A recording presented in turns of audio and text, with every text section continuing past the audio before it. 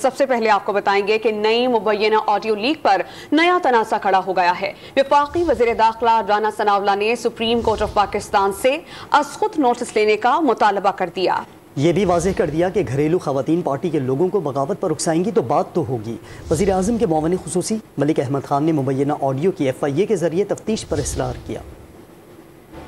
نئی آڈیو نیا تنازع، وزیر داخلہ رانا ثناءاللہ نے مبینہ نئی آڈیو لیک پر سوال اٹھا دیا۔ سپریم کورٹ سے از خود نوٹس لینے کا مطالبہ کیا کہ آڈیو جعلی ہے یا اصلی، حقائق سامنے آنے چاہیے۔ یہ مطالبہ ہے کہ اس ویڈیو آڈیو کا جو ہے وہ سو موٹو نوٹس لیا جائے۔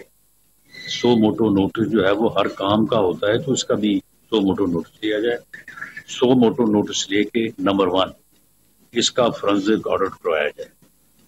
اگر یہ فیبریکیٹڈ ہے تو ڈھونڈ نکالا جائے، جنہوں نے فیبریکیٹ کیا ان کو سزا دی، اور اگر یہ درست ہے جو کہ بتایا جا رہا ہے کہ یہ درست ہے، تو پھر جن کی یہ گفتگو ہے ان سے بھی اس بات کی جو ہے وہ پوچھ گچھ ہونی چاہیے، اور جن کے متعلق گفتگو ہے انہیں جو ہے وہ ریزائن کرنا چاہیے۔ وزیر اعظم کے معاون خصوصی ملک احمد خان نے FIA سے معاملے کی تفتیش کا مطالبہ کر دیا۔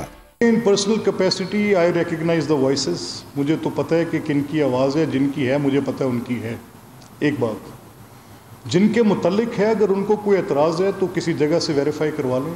نمبر 2، میں آج ان کو کسی کورٹ آف لاء میں نہیں لے کے جا رہا، میں تو صرف یہ معاملہ کیونکہ نیشنل میڈیا میں ہے، پبلک ریالم میں ہے، یہ معاملہ اس وقت پورے ملک کے اعصاب پہ طاری ہے۔ FIA کو پروب کرنا چاہیے، دیکھنا چاہیے اس کی اتھینٹسٹی، باقی ساری چیزوں کو دیکھنا چاہیے۔ Yes it's a good observation, آپ کی ٹھیک بات۔ ملک احمد خان نے واضح کیا کہ جو کچھ نواز شریف اور نون لیگ کے ساتھ ظلم و ستم ہوا، اس پر اس لیے خاموش ہیں کہ مکافات عمل ضرور سامنے آتا ہے۔